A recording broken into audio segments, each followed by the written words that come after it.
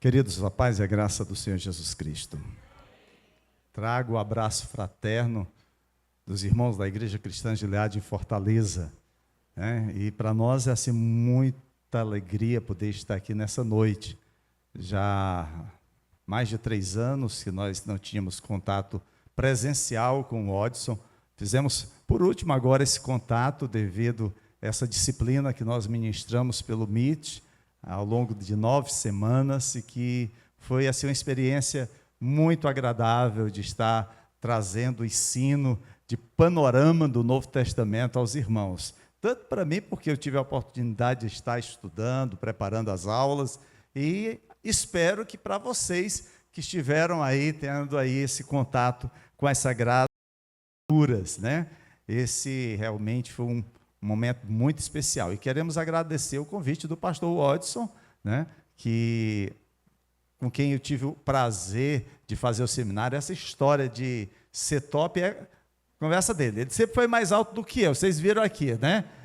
Certo? Mas realmente foram anos de uma parceria muito boa que nós tivemos ali na igreja.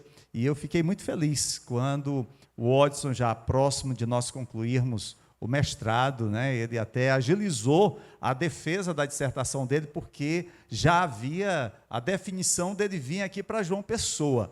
Enquanto eu ainda passei mais um ano para concluir aí a minha apresentação, a minha defesa, ele rapidamente concluiu tudo e veio atender o chamado de Deus para estar aqui em João Pessoa com a sua família. E eu fico feliz de ver a Igreja do Senhor reunida aqui nessa tarde, né, início de noite, que a bênção do nosso Deus esteja com todos vocês. Como o pastor Odson falou, nós estivemos desde sexta-feira participando do 2 igual a 1, congresso Casados para Sempre, e lá na igreja nós já temos esse curso implantado já há algum tempo, e estamos agora em janeiro para fazer também o Paz para toda a vida. Então, acho que a gente vai aprendendo, conhecendo, não só essa ferramenta, mas outras também, que a gente tem a oportunidade de implementar, como, por exemplo, Cada Homem um Guerreiro, da Every Home, que é um trabalho voltado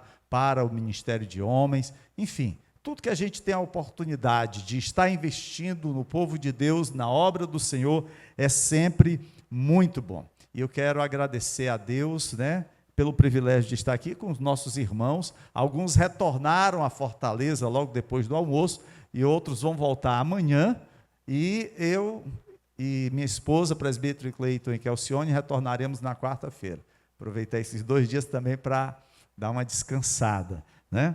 Eu quero agradecer a confiança do casal pastoral, o Odson e a Andresa, que nos confiam um púlpito da sua igreja, né?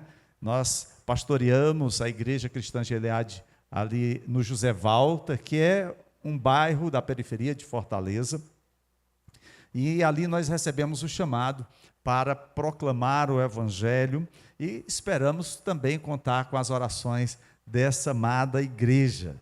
Quero dizer para vocês que fiquei encantado aqui com a cidade. Já tinha vindo aqui uma outra vez, mas assim muito rapidamente de passagem. Agora, como nós ficamos hospedados lá em Cabedelo, né, e o evento era aqui no centro de eventos, em João Pessoa, nós fazíamos uma maratona diária. A cada dia, o presbítero Cleiton me levava por um percurso diferente, né? Eu acredito que ele queria que eu conhecesse a cidade toda. Mas eu creio que ontem, enquanto a gente estava indo, ele cochilou no carro e eu segui direto, né? Aí foi que ele disse, não, é porque ele está mostrando um caminho diferente. Isso é conversa dele, né? Mas foi realmente muito bonito, e para nós ficamos felizes, né, de conhecer essa linda cidade.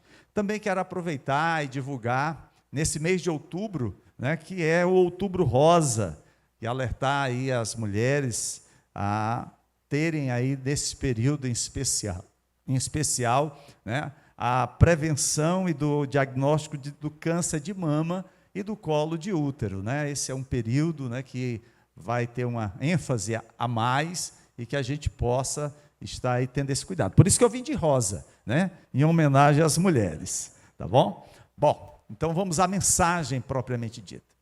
Eu lembro de alguns detalhes da minha infância, e um deles eu preservei também e repassei para as minhas filhas.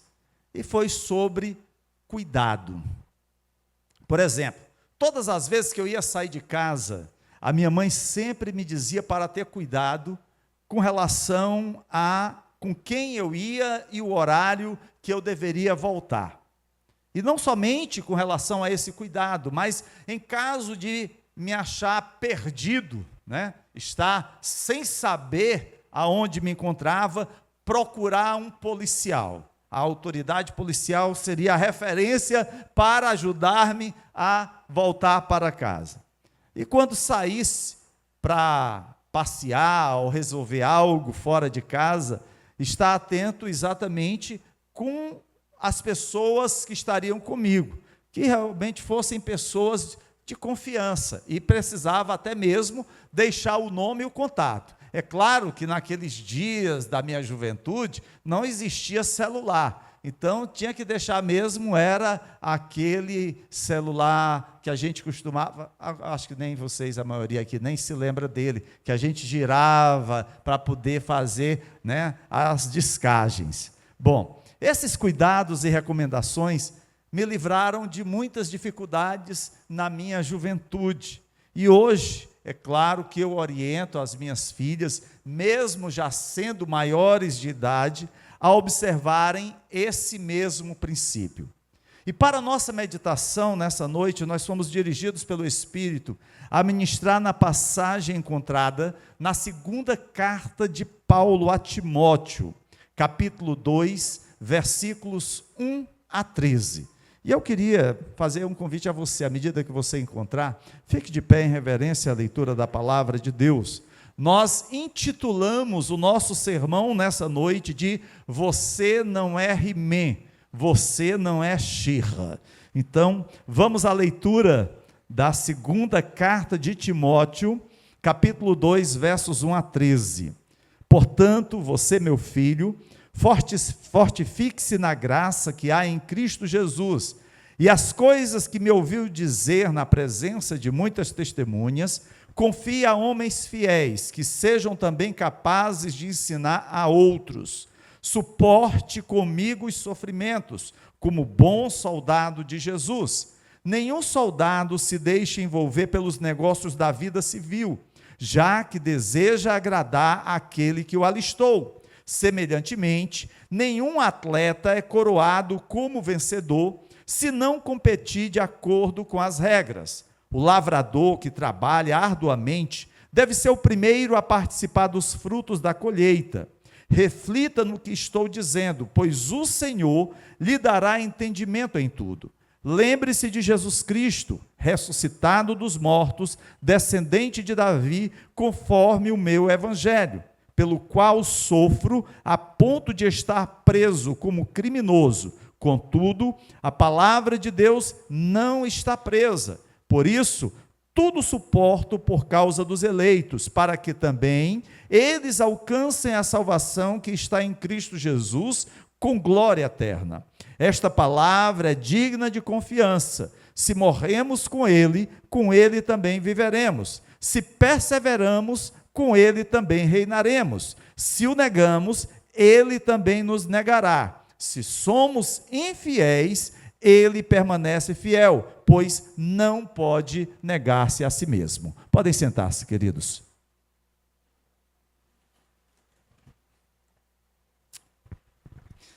Nessa passagem, Paulo está lembrando a Timóteo e também a cada um de nós, porque essa carta primariamente foi escrita a Timóteo, mas ela teve um alcance não apenas aquelas igrejas que replicaram essa mensagem, mas a todas as igrejas em todos os tempos que acessaram, que leram, que meditaram e que aplicaram essas escrituras. Até mesmo nós aqui em João Pessoa, nesse dia.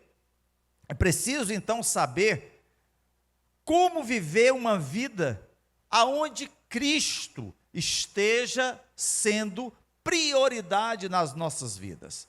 É nessa perícope que Paulo vai nos mostrar 3 decisões que nós devemos tomar. 3 decisões, cada um de nós precisa ter com relação ao viver cristão. E a primeira decisão que Paulo chama a atenção a Timóteo é fortifique-se. Veja aí no versículo 1. Portanto, você, meu filho, fortifique-se na graça que há em Cristo Jesus. Paulo diz a Timóteo para se fortalecer na graça que há em Cristo. Paulo estabelece que essa é uma decisão do crente. Nós temos que investir no nosso relacionamento com Deus. Eu lembro, queridos, de super-heróis que foram lançados pela televisão e cinema na minha infância e na minha juventude. Super-heróis que embalaram, e ainda hoje, muitos deles embalam crianças e adolescentes em todo o mundo. E um dos mais famosos que animou a garotada foi o He-Man. O jovem fraco e tímido príncipe Adam, ao levantar sua espada e gritar, eu tenho a força, era tomado misticamente por uma força sobrenatural e se transformava no poderoso e invencível He-Man.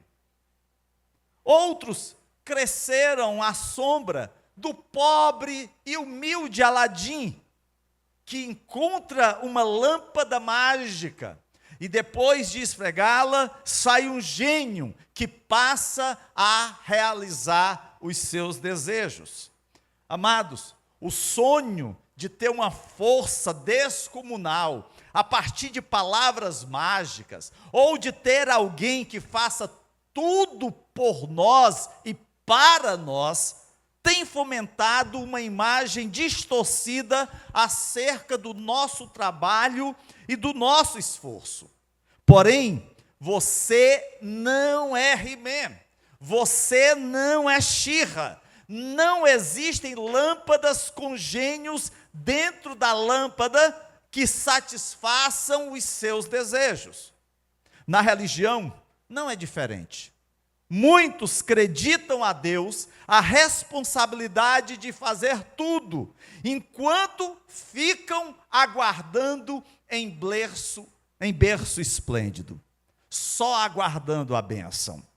Contudo, a palavra nos exorta, fortifique-se.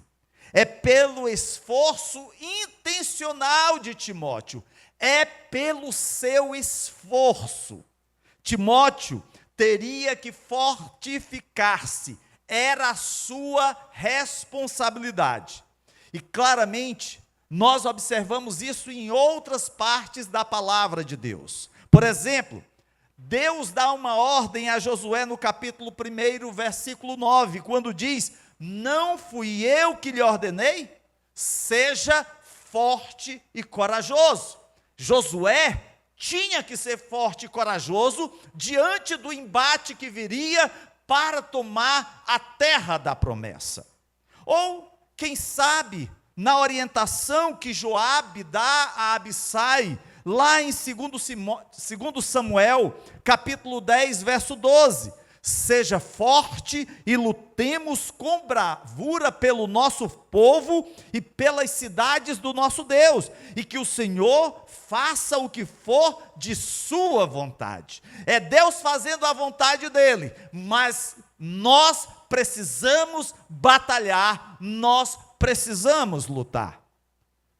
Lá em 1 Crônicas, capítulo 28, verso 20, Davi dá conselhos ao seu filho Salomão, ao dizer, seja forte e corajoso, mãos ao trabalho, não tenha medo, nem se desanime.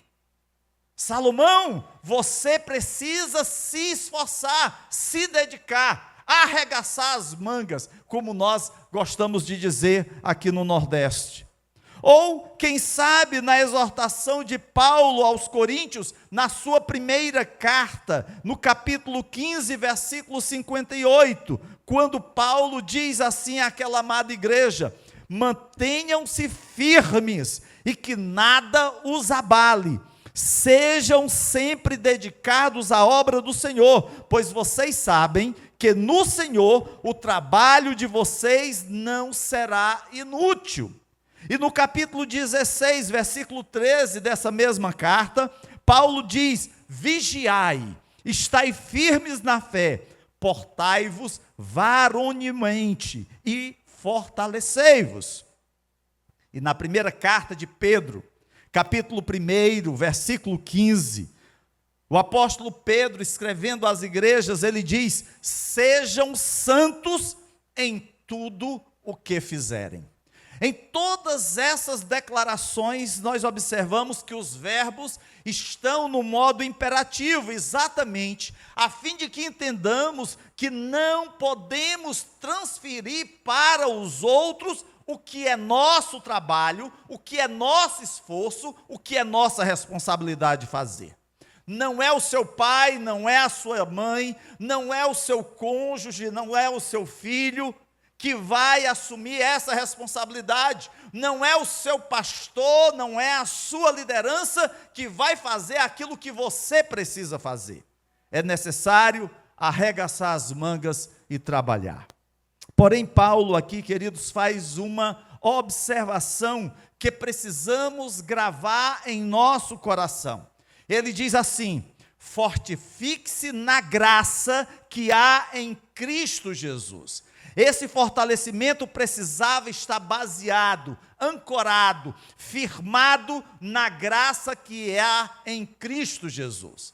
Eu sei que hoje muitos se fortalecem com atividades na academia, outros, tomando aí algum tipo de alimentação que possa ajudá-los a ter aqui um corpo mais fortalecido. Ainda há pouco entrou aqui o irmão para falar sobre dízimo e oferta. Eu disse: meu Deus do céu, se eu tivesse um irmão daquele para dar um aviso, os irmãos todo domingo chegavam junto, não faltava dízimo e oferta na igreja. O braço do irmão, eu acho que pegava as minhas duas pernas juntas, né? Glória a Deus. Depois você me dá o endereço lá onde é que o irmão está comprando esse bagulho, meu querido.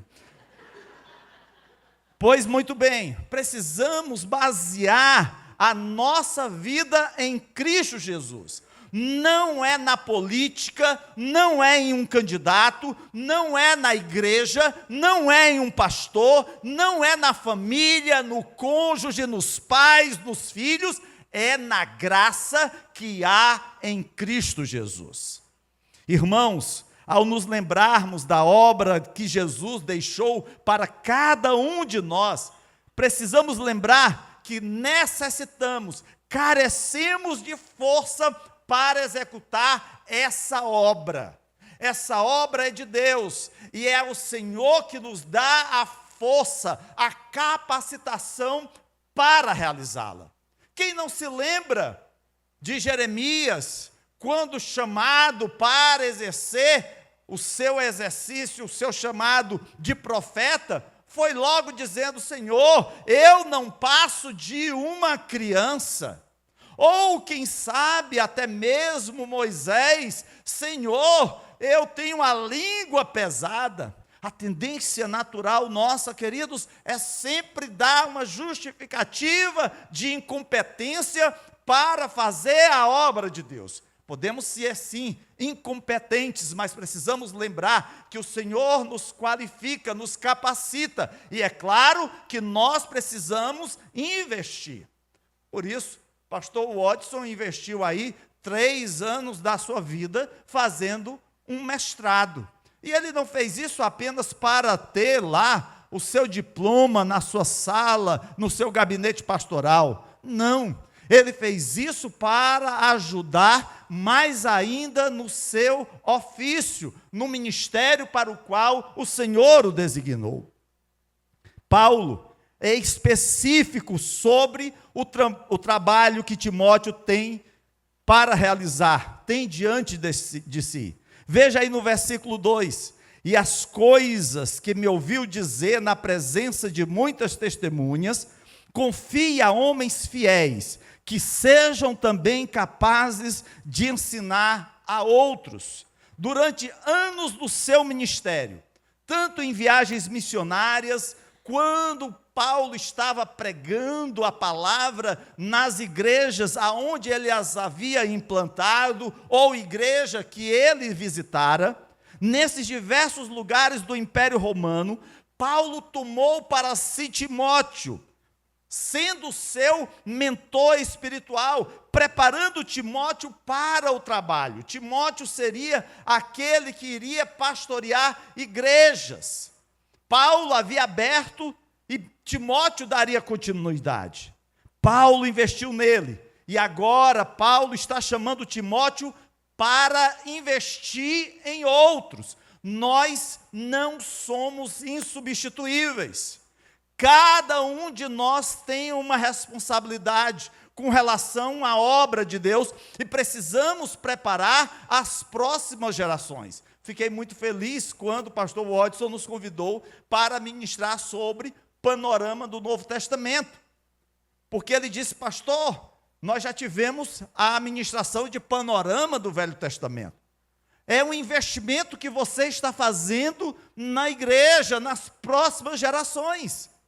Deus vai multiplicando, Deus vai preparando, a igreja vai se qualificando mais e mais. Assim como Paulo investiu em Timóteo. Parte da responsabilidade de Timóteo como ministro do Evangelho, queridos, é treinar outras pessoas para o ministério.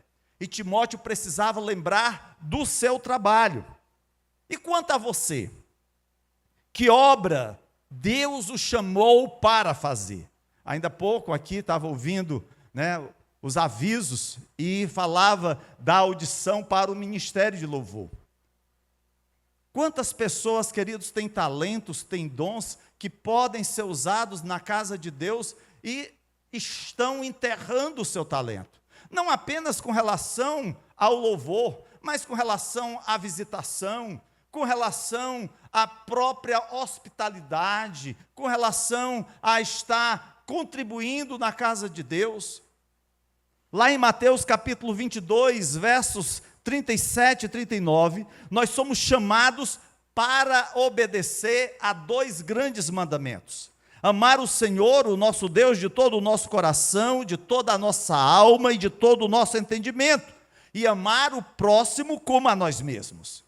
Em Marcos, capítulo 16, versos 15 e 16, nós fomos chamados para cumprir a grande comissão de ir pelo mundo todo e pregar o evangelho a todas as pessoas. Quem crê e for batizado será salvo, mas quem não crer será condenado. E em 1 Coríntios, capítulo 10, verso 31, nós fomos chamados para glorificar a Deus em tudo que fazemos. Igreja, nós devemos nos fortalecer para realizar a obra do Senhor.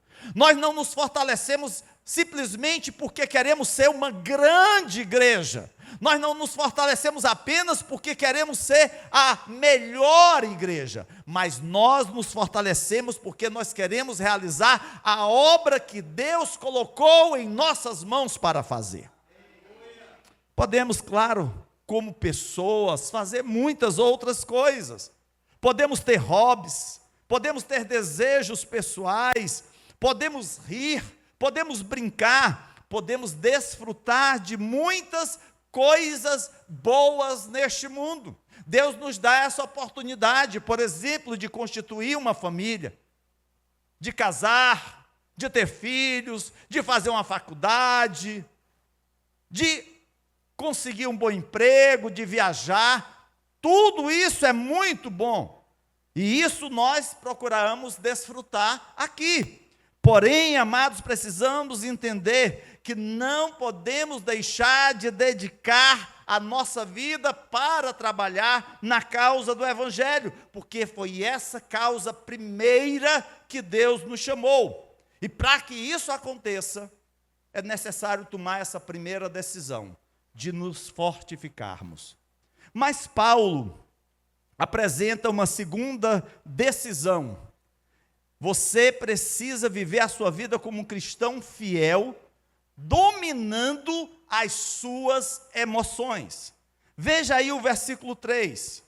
Paulo menciona o sofrimento associado a seguir Jesus. Ele diz: suporte comigo os sofrimentos como bom soldado de Cristo Jesus.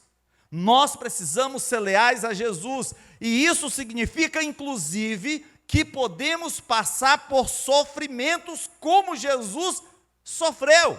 Ah, pastor, não estava essa observação no contrato que eu assinei com a Paz Church. Não. Quer dizer que pode ter sofrimento? Eu não sabia disso quando me tornei membro da Gileade. Pode ter luta? Eu pensei que o crente ficasse dentro de uma redoma, blindado, protegido, guardado de todo problema. Só o pneu do descrente que fura. Só tem pane seca o ímpio. Só adoece quem não conhece Jesus. Não, queridos, no mundo tereis aflições, mas tende bom ânimo, eu venci o mundo. É por isso que Paulo diz a Timóteo: suporte comigo os sofrimentos como bom soldado de Cristo Jesus. Nós precisamos ser leais a Jesus, queridos, e isso também implica passar por lutas e adversidades. E Paulo, didaticamente, dá 3 metáforas acerca de termos domínio próprio sobre as nossas emoções. A primeira metáfora se encontra no versículo 4, que é a metáfora de um soldado. Ele diz assim: nenhum soldado se deixa envolver pelos negócios da vida civil, já que deseja agradar àquele que o alistou. A quem nós devemos agradar? Ah, pastor, eu tenho que agradar a minha esposa. Misericórdia se eu não fizer isso.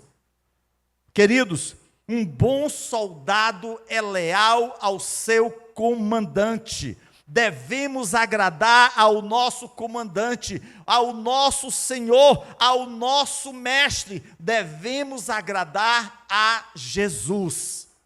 Então, para termos domínio sobre as nossas emoções, Paulo nos mostra essa primeira metáfora.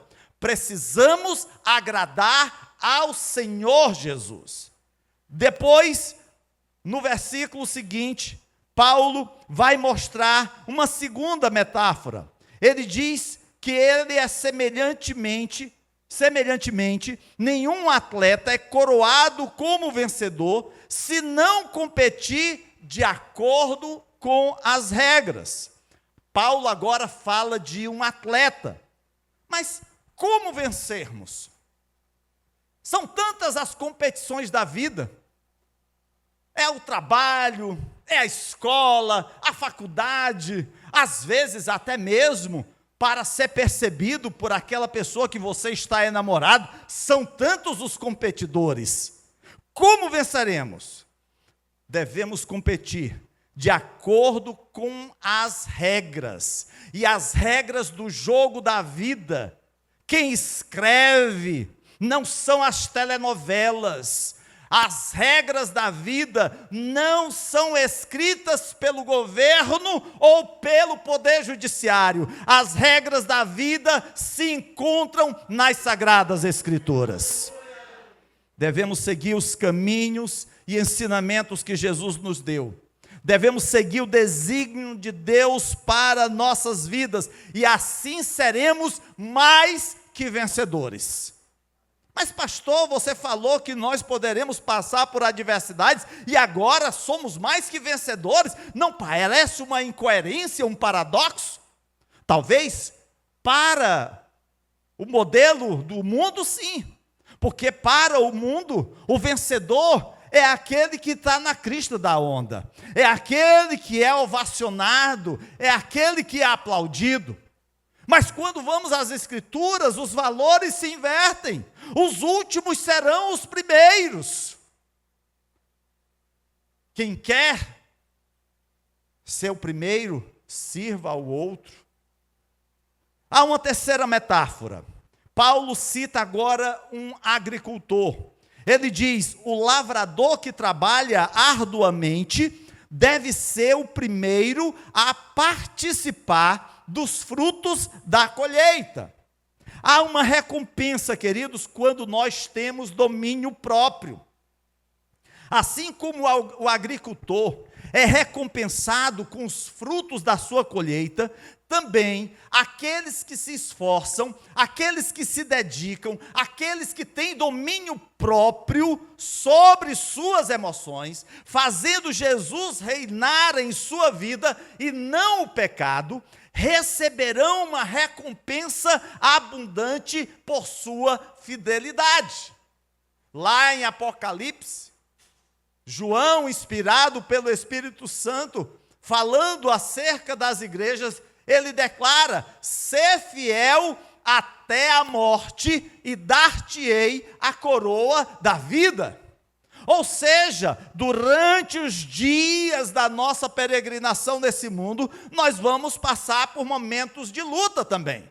Não vai ser só coisa boa, vai ter dificuldade. Mas é importante dizer que o Senhor, Ele não veio para nos isentar das dificuldades, mas passando pelo vale da sombra da morte, Ele está conosco em todos os momentos. E é Ele que traz a paz ao nosso coração.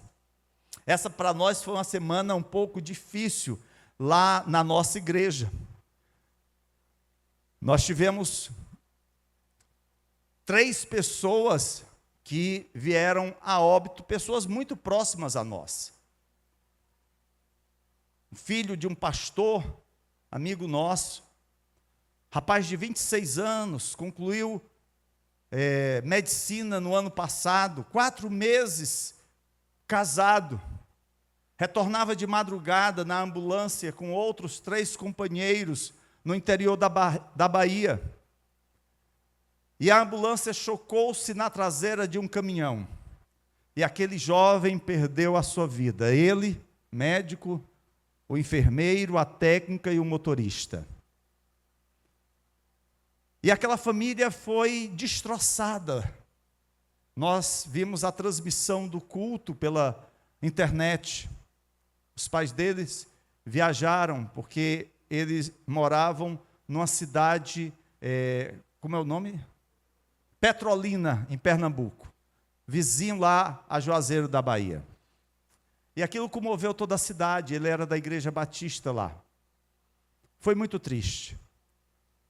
E agora, recente, eu fiz o velório fúnebre de um irmão lá da nossa igreja, né, que também veio a óbito. E a mãe de uma irmã da nossa igreja precisou viajar para o interior, que também tinha falecido. Então foi uma semana muito conturbada. Queridos, nós vamos em algum momento enfrentar lutas.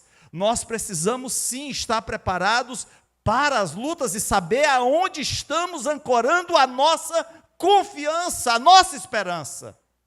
Porque senão nós vamos simplesmente esmorecer, nós vamos nos abater e nós não vamos conseguir viver aquilo que Deus tem preparado para nós. É por isso que nós somos chamados a termos o nosso domínio sobre as nossas emoções, para que haja fidelidade ao Senhor, apesar de todas as lutas. É por isso que no versículo 7, Paulo diz: reflita no que estou dizendo, pois o Senhor lhe dará entendimento em tudo. Basicamente, Paulo está dizendo aqui: ouça e pense sobre o que eu disse. Eu não estou contando uma história de carochinha, não é lenda. É algo que eu mesmo, Paulo, tenho vivido na minha vida, porque eu sei o que é passar sofrimentos pela causa de Cristo. Sofri açoites, apedrejamento, fui humilhado pelos de fora, perseguidos até mesmo pelos de dentro da igreja. Mas isso não foi motivo para que eu rejeitasse ao meu Deus. Eu continuo firme nos caminhos do Senhor. Hoje, queridos, qualquer dificuldade, as pessoas já querem sair da igreja. E o pior, às vezes querem abandonar o evangelho. Ah, eu não gostei hoje, pastor Watson não tirou a barba. Ixi, rapaz, misericórdia. Eita Deus, o homem está mudando. Queridos, qualquer coisa, parece que a gente fica procurando um deslize, né? aos nossos olhos. Precisamos, queridos, suportar as adversidades como um bom soldado, e Ele te dará entendimento em tudo, para tomar as decisões, para falar, para agir, tudo para a glória de Deus. Não é para a sua glória, é a de Deus. Nós vemos que para viver a nossa vida como um cristão fiel, é necessário decidir fortalecer-se, é necessário ter domínio sobre as emoções. Mas Paulo nos apresenta a terceira decisão. Lembre-se de Cristo, jamais esqueça tudo que Ele fez por você. Veja aí o versículo 8. Lembre-se de Jesus Cristo, ressuscitado dos mortos, descendente de Davi, conforme o meu evangelho. Meus irmãos, devemos lembrar-nos de Jesus. Ele ressuscitou dos mortos, Ele é o Rei dos reis, Ele é o descendente de Davi, é Ele que está sentado à destra de Deus Pai, é Ele que está salvando vidas, e Ele voltará para resgatar a sua igreja. Devemos nos lembrar da salvação que se encontra exclusivamente em Jesus. Eu sei que em nossos dias alguns têm abraçado o universalismo, acreditando que Deus vai, no final das contas, salvar a todos, porque Ele é amor, Ele é paizão, Ele vai fazer vista grossa. Queridos, isso é mentira do diabo. Isso é lançar aos cães, aos porcos, o sacrifício de Cristo na cruz do Calvário. Não há outra forma. Jesus mesmo diz: eu sou o caminho, eu não sou um caminho. Não é por Buda, não é por Maomé, não é por qualquer outro, é somente por Jesus Cristo. E Paulo diz no versículo 9, que pelo evangelho de Jesus Cristo, sofro a ponto de estar preso como criminoso. Contudo, a palavra de Deus não está presa. É claro que Paulo, quando escreve essa carta, ele está em uma prisão romana. No entanto, Paulo sabe que, embora possa estar preso, a palavra de Deus não está presa. O evangelho de Jesus não está preso. Em alguns momentos, queridos, nós vamos nos sentir cansados, nós vamos nos sentir sem forças, mas é o Espírito Santo que em nós habita, que nos vai renovar as nossas forças como a da águia, e nos fazer voar, ver novos horizontes, como aqui em João Pessoa, um dia aqueles irmãos lá de Fortaleza viram, e vestiram para que a obra do Senhor aqui chegasse. Queridos, nós precisamos dar voos de fé, acreditando no agir de Deus, e Deus continuará salvando pecadores. Um dia Ele me alcançou, em 1983, meu Deus, 22 de janeiro, parece que foi ontem, né? Eu olho no tempo e vejo que eu quase não mudei, parece que foi ontem que Jesus me alcançou. Mas, amados, mesmo durante esse tempo todo, como eu percebo que ao longo de todo esse tempo Deus foi agindo na minha vida e através de mim. Eu acho que cada um de nós pode olhar para o seu passado e ver o agir de Deus na sua vida a partir do momento da sua conversão. E mesmo que você não seja merecedor, como eu não sou, Deus nos alcançou com o seu amor, nos envolveu com laços de misericórdia, e hoje nós temos o nosso nome escrito no livro da vida. Isso é um privilégio para você e para mim. E isso faz toda a diferença, porque a maioria das pessoas que estão aí fora não entendem isso. Isso é loucura para o mundo, mas para nós é salvação de vida. Aleluia! E no versículo 10, Paulo diz: tudo suporto por causa dos eleitos, para que também eles alcancem a salvação que está em Cristo Jesus com glória eterna. Paulo suporta seu sofrimento e prisão, porque sabe que, embora esteja preso, Deus ainda está trabalhando, mesmo que a sua cabeça possa cair ao chão, decepada pela lâmina, a palavra de Deus continuará agindo através de Timóteo, através de Tito, através das igrejas, através dos irmãos aqui em João Pessoa. Deus está salvando vidas, para uma salvação que não é apenas um resgate do pecado, mas uma promessa da glória eterna. Se há algo que já nos traz paz em saber que o Senhor perdoa os nossos pecados, e que o salário do pecado é a morte, mas o dom gratuito de Deus, Jesus nos alcançou com o seu perdão, e hoje temos segurança de um amanhã, de saber que temos uma herança na glória. Paulo lembrava-se da sua conversão, mas não apenas da sua conversão. Paulo lembrava-se da conversão de todos aqueles a quem ele tinha anunciado o evangelho, e é nesse momento que ele nos apresenta nos versos 11 a 13, 3 condições que produziram desafio e conforto em Timóteo, confrontaram Timóteo, mas também aquelas igrejas que receberam cópias dessa carta, e hoje trazem desafio e conforto à igreja Paz Church, a Gileade lá em José Walter. E a primeira condição é morrer para viver.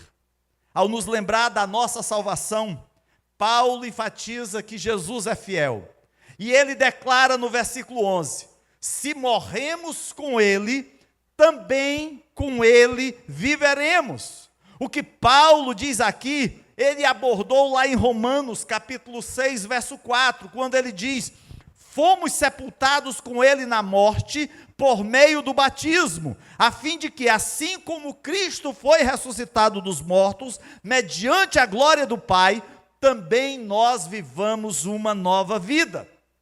Queridos, este conselho parece tolo no mundo que constantemente nos aconselha a seguir os nossos corações e aproveitar a vida.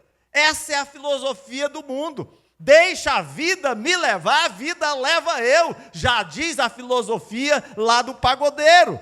Mas, queridos, um mundo que diz que temos apenas uma vida e que devemos aproveitar cada momento à medida que escalamos até o topo da montanha, é um mundo existencialista que não acredita além dessa existência. Ser um discípulo de Jesus, contudo, significa entregar a nossa vida e abraçar a vida de Cristo, abraçar a vida que Cristo dá. Esse é o único caminho para a vida verdadeira. Um grande teólogo e escritor e filósofo alemão, Dietrich Bonhoeffer, ele disse, quando Cristo chama um homem, ele o ordena a vir e morrer. E ele sabia bem o que era vir e morrer, porque ele foi assassinado por Hitler. Morrer para viver enfatiza a ideia de que para viver verdadeiramente, segundo os preceitos cristãos, é necessário morrer para os desejos e vontades próprias que se opõem à vontade de Deus. Hoje, constantemente nós somos bombardeados no nosso celular por todo tipo de informação. Pela manhã, uma das palestras falava acerca da questão, por exemplo, da imoralidade sexual, que infelizmente alcança muitos lares. E isso, queridos, antes era restrito às revistas, né? Depois as fitas que eram reproduzidas. Hoje você tem acesso a todo tipo de pornografia, independentemente da idade. Basta você dizer que é de maior e você tem acesso a isso. E infelizmente muitos têm se deixado envolver por esse tipo de situação. E o que Deus fala aqui nessa primeira passagem é que se morremos com Ele viveremos. Se morremos para o pecado, nós vivemos para Cristo. Mas infelizmente, hoje nós queremos manter uma relação muito próxima com o pecado. É como um pequeno leão ainda novo, que nós alimentamos, mas esse pequeno leão vai crescer e vai se tornar uma fera que pode vir a nos matar.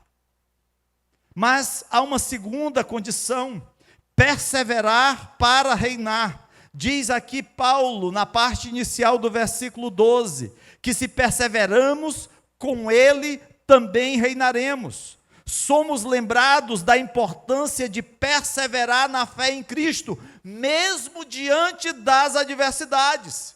Devemos lembrar, queridos, que se permanecermos fiéis, seremos recompensados com a oportunidade de reinar com Ele.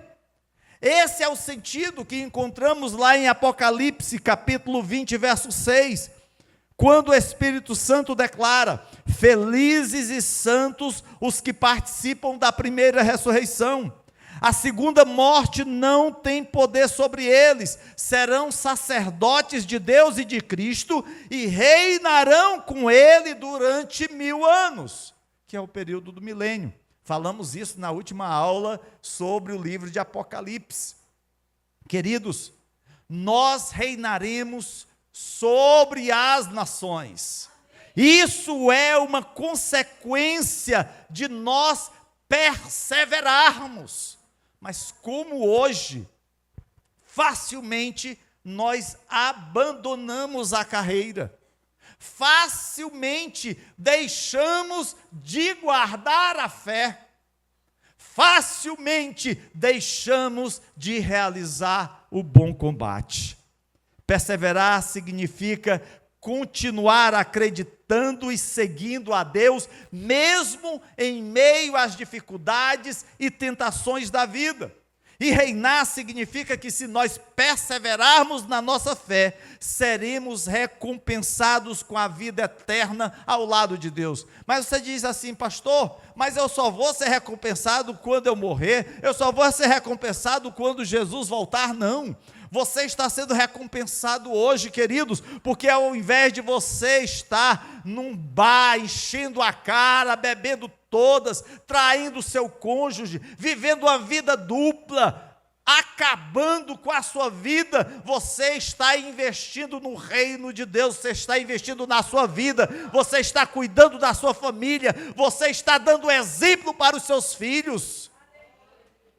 É necessário perseverar na fé em Cristo, reconhecendo-o como Senhor e Salvador. Aqueles que são fiéis a Jesus, com Ele reinarão.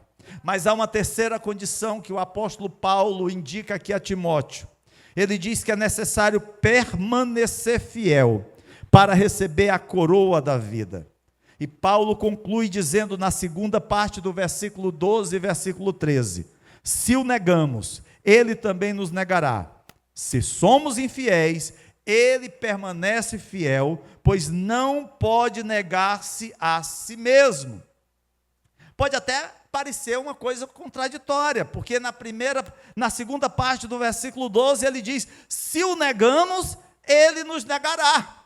E em seguida ele diz: se somos infiéis, Ele permanece fiel, pois não pode negar-se a si mesmo. Não há nenhuma incoerência, queridos. O que Paulo está dizendo é que o fato de nós negarmos a Jesus vai trazer consequências. E aqui, claro, Paulo está escrevendo a Timóteo, não está falando acerca da perda da salvação, está falando da perda de galardões. Paulo está alertando a Timóteo como crente, que deveria alertar a igreja, que deveria alertar a liderança da igreja, aqueles que o sucederiam, que eles deveriam cuidar da sua vida, para não negar a Jesus e com isso sofrer ataques do diabo. Paulo está falando aqui que nós precisamos permanecer fiéis ao Senhor. Paulo está dizendo, olha, queridos, nós não vamos atingir a santidade plena aqui nessa vida. Nós vamos continuar pecando. O apóstolo João, na sua primeira carta, ele disse: se dissermos que não temos pecados, que não pecamos, nós somos mentirosos. O que nós não podemos fazer é do pecado uma prática. É achar que eu simplesmente posso ter cara de pau e a cada dia dizer: Senhor, me perdoa, Senhor, a carne é fraca. Aí não é mais nem o sangue de Cristo, é óleo de peroba que vai ser preciso passar na tua cara. Porque não tem mudança, não tem arrependimento, é apenas remorso, é medo da morte. Eu já passei por isso. Eu levo por um período da minha juventude, estava afastado dos caminhos de Deus, e nesse tempo eu trabalhava numa empresa, tinha sempre que viajar muito, e eu pegava avião e eu disse: meu Deus do céu, Jesus tem misericórdia, se esse avião cair, vou direto para os quintos. Era medo, não havia arrependimento. Queridos, a gente precisa entender que os nossos atos têm consequência. É por isso que nós precisamos ser fiéis a Cristo, ser leais, verdadeiros, cumpridores dos seus ensinamentos e comprometidos em segui-lo, perto, intencionalmente, integralmente, procurando atingir a estatura do varão perfeito, ser a sua própria imagem. Queridos, se nós formos fiéis ao Senhor, nós vamos entender o que nos é declarado lá em 1 Samuel capítulo 2, verso 35, levantarei para mim um sacerdote fiel, que agirá de acordo com o meu coração e o meu pensamento. Aí você dirá: e qual é o ser humano capaz de cumprir tão elevado padrão sem nunca falhar?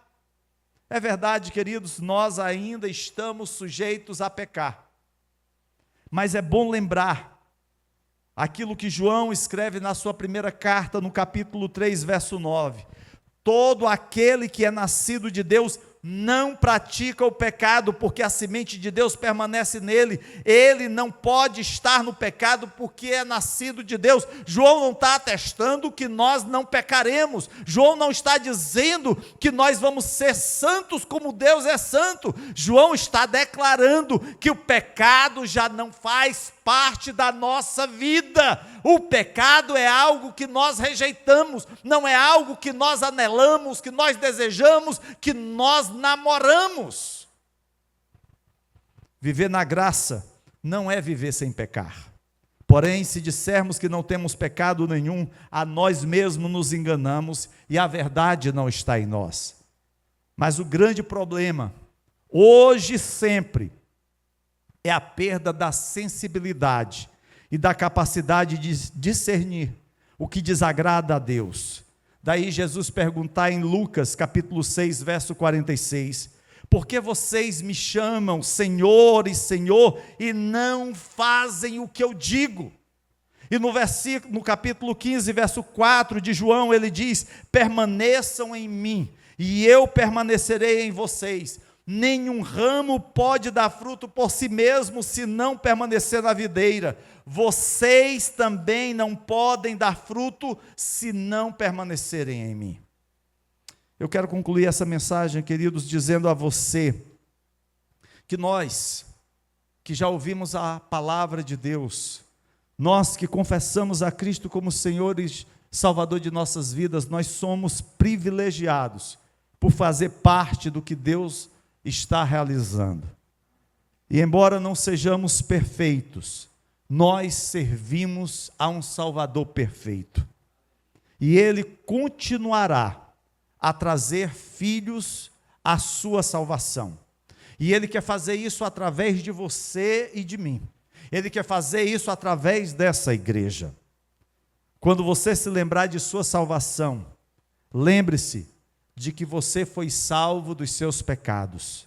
Lembre-se de que viverá com Cristo eternamente.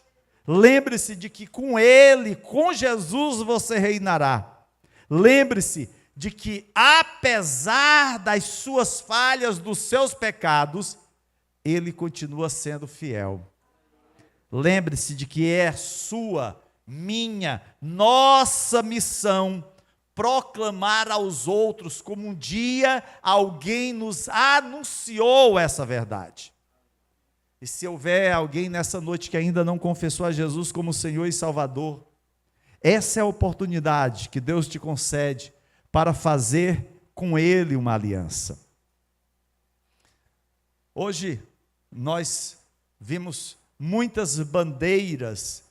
Na verdade, a entrada das bandeiras aconteceu na sexta-feira, mas na hora da foto eu estava lá pegando a bandeira do Ceará e vi todas as bandeiras, né, do Brasil. Dentre elas, uma bandeira me chamou a atenção, não vou negar, e foi exatamente a bandeira da Paraíba. E eu procurei entender os elementos, é bem diferente da maioria das bandeiras do Brasil. O vermelho representa a cor da Aliança Liberal, que foi uma aliança que se opôs à candidatura de Júlio Prestes à presidência da República na década de 30 do século 20. E logo abaixo do preto vem o vermelho, que é o luto em homenagem ao ex-governador do estado, João Pessoa, que dá nome a essa capital, morto em 1930. E grafado com letras garrafais em branco, na parte vermelha, tem a palavra nego, e que se refere à conjugação do presente do indicativo da primeira pessoa do verbo negar. E isso é um símbolo de revolta paraibana, pela indicação do presidente do Brasil à época, Washington Luiz. Essa é uma história de amor, luta, traição e vingança, que culminou com a morte de João Pessoa, como muitas que fazem parte da história do Brasil e do mundo. Amados, podemos por convicção nos negar a seguir politicamente um candidato. Podemos por questões morais nos negar a usar determinada vestimenta. Podemos por questões teológicas nos negar a abraçar determinada visão do fim dos tempos. Porém, se você negar a Jesus, Ele também te negará. E essa negação terá consequências não só no presente, mas consequências eternas. Não é apenas uma briga política, amorosa ou de vingança, como aquela que envolveu João Pessoa, mas é uma luta pela sua vida, aonde Jesus, na cruz, tomou o seu lugar, a fim de que você hoje possa ter vida, e vida com abundância. O que Jesus está nos chamando nessa noite é entender, queridos, que nós precisamos lutar, mas também confiar.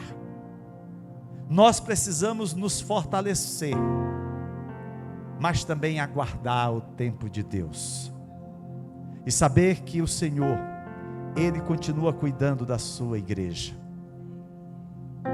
Há entre nós alguém que ainda não confessou a Cristo como Senhor e Salvador de sua vida? Você que está nos visitando, nos dá a alegria da sua presença nessa noite. Talvez você tenha negado receber vários convites de amigos para vir à igreja. Talvez alguma justificativa: não, muito cansado, não, eu vou ao cinema, tem um aniversário, hoje não, quem sabe no próximo domingo. Mas hoje o Espírito Santo te trouxe aqui. Talvez você possa dizer: não, mas eu continuo negando a minha decisão, não, hoje não. Eu até gostei dos louvores, o povo aqui é animado, glória a Deus.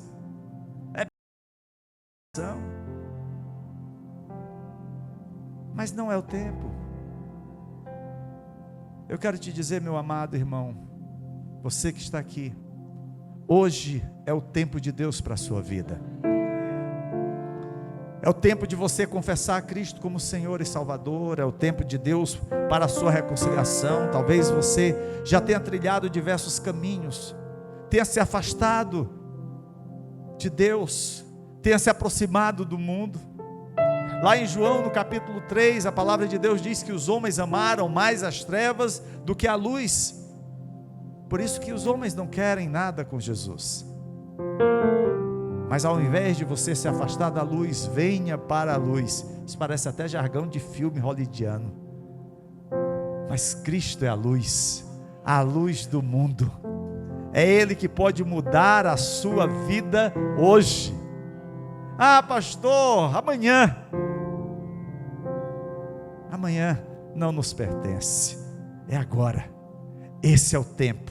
É o tempo da salvação, é o tempo da reconciliação, é o tempo de nos fortificarmos na presença de Deus.